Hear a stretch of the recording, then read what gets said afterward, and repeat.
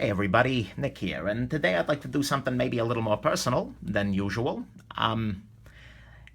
So if you're just in it for the gear reviews, you can probably go on ahead and skip this guy. So, today I'd like to review my father's everyday carry. My father was a man with a good amount of good, but also a good amount of bad and a huge amount of ugly, way more than his share. And he died about a year ago, and although let's be real here, we lost him many years before that. But anyways, I can't deny that a big part of who I am is because of who he was, and that's even true in the everyday carry sense, as you'll kind of see here. He had all the essentials long before I knew what an EDC was, and my deep love of zip ties is directly inherited. A large part of my inheritance is in zip ties, which is pretty entertaining, but still using them. Frankly, may never have to buy another one in my lifetime. But anyways, this is his little everyday carry pouch. He would just clip this onto his belt pretty much all the time that he was at home, because it had the little tools he needed to tinker around, to do whatever he needed to do in the yard, in the house, whatever. And he was also one of the people who taught me, to fix things, to use tools, that sort of thing. And so I feel like this is a good way to remember the good part of him on what is damn near an anniversary. So, okay, let's go ahead and pop open the pouch here. You can see it's the Loot Trading Company, well-worn sort of pouch. I'm not quite sure I can rock one of these in my everyday life, but some days it's tempting, I'll admit that. Inside here, we've got a flashlight, and this is not a good flashlight by any stretch of the imagination. It's a Task Force, a made in China special, no doubt. And, I'm sure he got it, free with some kind of a drill or something like that. Believe it or not, even after a while of this use, it still works, which is impressive. And, just little AA battery light. Not recommending this guy, but it did the trick for him. AAAs, even still. But anyways, so he always had a flashlight with him, at least whenever he had his little pouch. And so, again, you see the analogy there. Over here, we see my father's pocket knife.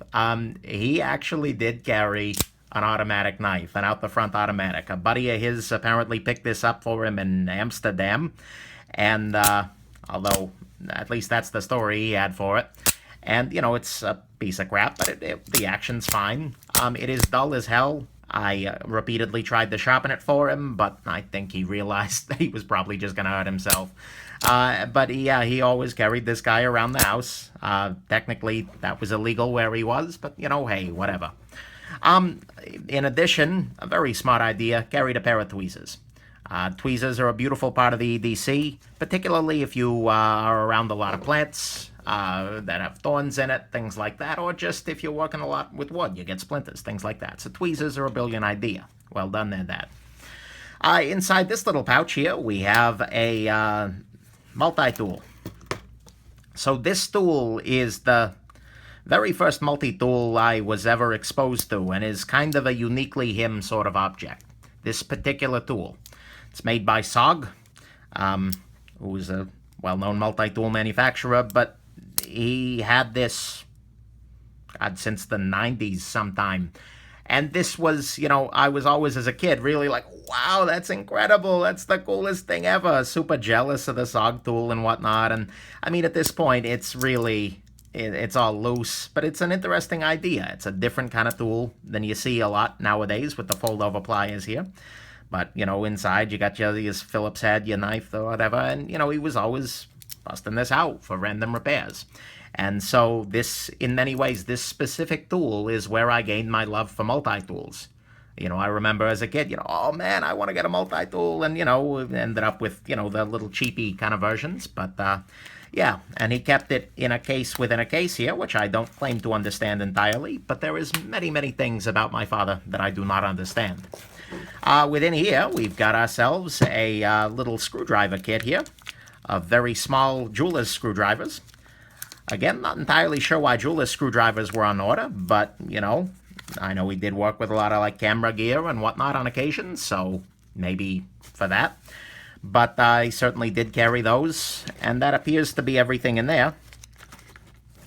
And in the back here, another really nice home improvement sort of essential is a tape measure. It is very handy just to be able to whip out a tape. Oh, there. Not the highest quality exactly, but to whip out a tape real quick and get a quick estimate on size. The only other tool that is not in here that I remember he carried with him on a regular basis was a zip tie puller. The little device with a pistol grip that kind of pulls a zip tie shut and gives a little more pressure, because those are handy little tools. And so altogether, these were the things that he had with him all the damn time. Obviously carried some house keys, carried some, wore a ring, that kind of stuff. But this really was his everyday carry tools. And it's simple, and it's badly in need of some upgrades. But in a lot of ways, it and especially that SOG tool in there are very much him. And at least in my mind, represent some of the best of who he was. So there you go. So final conclusions here. Obviously, some upgrades would be prudent here. The flashlight is, well, it wasn't that great when it was new. The knife is got some issues, needs some sharpening and whatnot. And the multi-tool, well, let's just put it this way. They've made a lot of progress in 20 years. But more important is not the state of the upgrades. Let's face it, he's not making any upgrades anytime soon. Sorry, dark humor. But more important is the lessons you can learn. And I've learned a lot of lessons from my father, and I have to acknowledge that. On a lot of good lessons, ranging from life lessons, things like that, multi-tools are handy and zip ties are really, really useful. Those lessons have gotten me a long way. But I've also learned other lessons from him that maybe he didn't know himself or forgot. And the biggest one of those is that there's always good, bad, and ugly inside each of us, and that you need to look at those honestly. All three of them.